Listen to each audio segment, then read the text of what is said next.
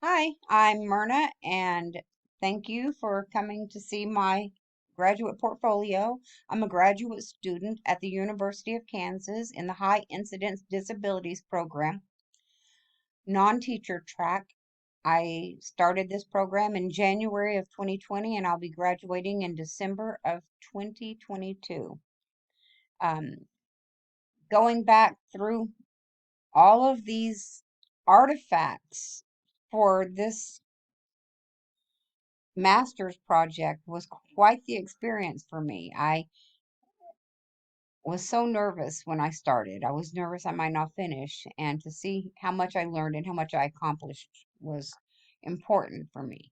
I realized that being here really changed me, so I was grateful for that. And I chose 12 artifacts. I didn't choose all 12. I chose some, and the department had some that were pre-selected, but they were all meaningful to me, and I don't think I would have chosen any differently.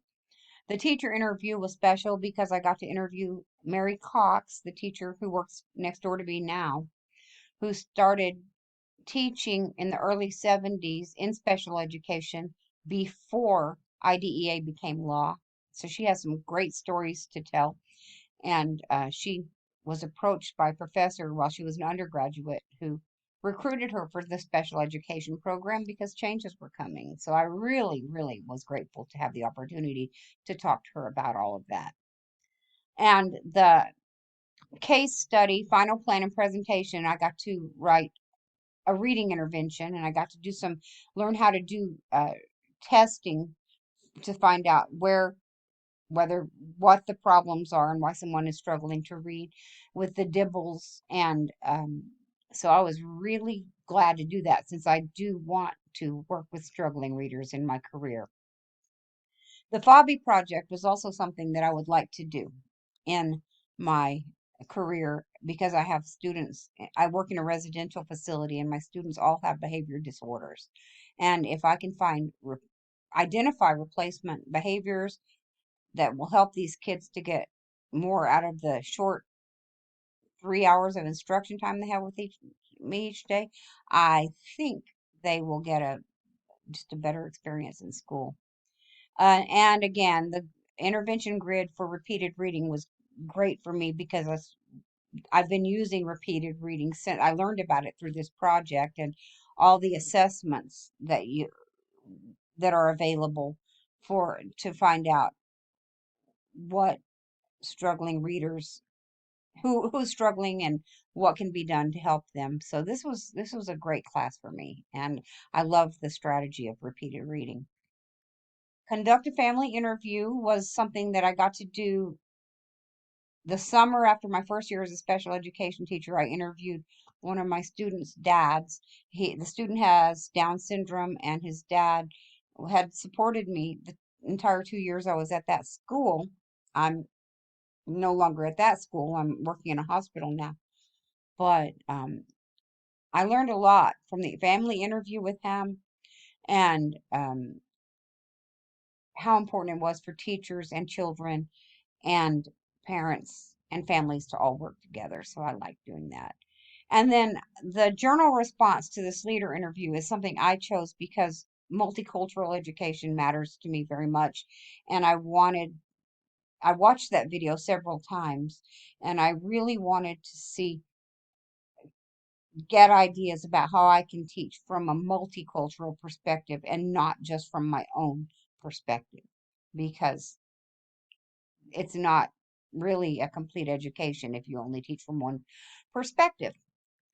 And also, the racism and white nationalism in American media was an assignment that I really enjoyed doing at the time. It was because anti-racism is important to me. And at the time, Chris Harrison and Sharon Osbourne were both in the news for racist remarks that they made on national television. And so to get to learn how to think critically about how racism can be perpetuated and portrayed in national media, this that was huge. I'm really grateful I did that paper. And then Also, the first class I took at KU was family involvement and post-secondary transition planning. And that I learned that parents aren't always, or families aren't always as involved as, and I think they would like to be more so involved, but they don't know what to do. And I think if the schools and the families work together, that can change. So this was an important project for me to do because transition planning is critical for these kids, adults approaching adulthood. And then I added a class for special education leadership at the end of the program. I just finished this class, and this assignment was a proposal for special education teachers to act as LEA representatives in IEP meetings. And the reason I made that proposal was because principals can't always attend IEP meetings, and they're usually the LEA representative. And I am glad I took this class because I think I may go ahead and take the other three classes that KU has in special education leadership so I can add an endorsement for administrator so I can act as an LEA representative at IEP meetings. The reading classes that I took last spring, one of them was I wrote a paper for Theory into Practice about reading theories. And that was a meaningful project for me because learning about how people learn how to read and their schema and the different theories that are tied to how people learn to read will help me a great deal in identifying what's causing so many struggling readers. All of my students are struggling readers, so that class was terrific. Oh, and my comprehension portfolio, again, that was the reading class that I added to the program. And I got to write do some research and find uh,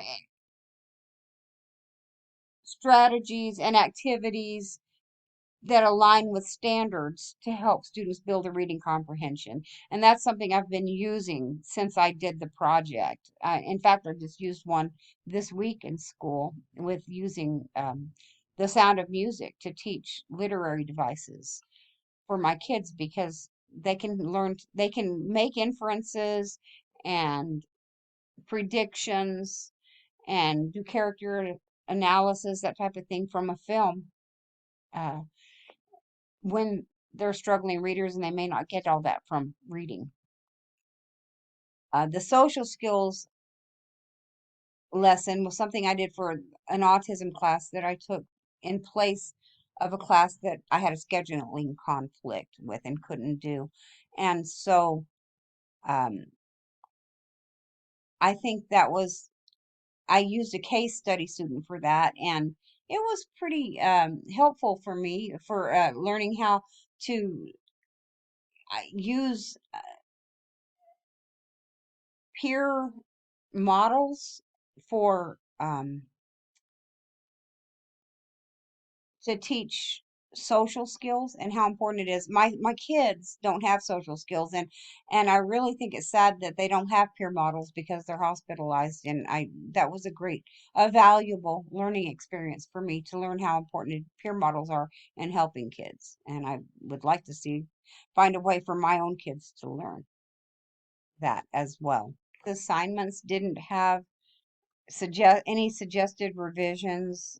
I got a good score, and the I did go back and edit for grammatical reasons on everything, and I made revisions on a few of the papers, and it was a huge help for me on the ones that I did revise, um, to go back and look at what I did wrong, such as the social skills class, um, the um, the collecting the data in the reflection is, I believe, is where I wrote about that.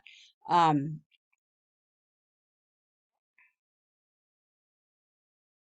I learned more from going back and making the revisions on this paper. than I did from just the original draft. And so I think that was a very important learning experience for me.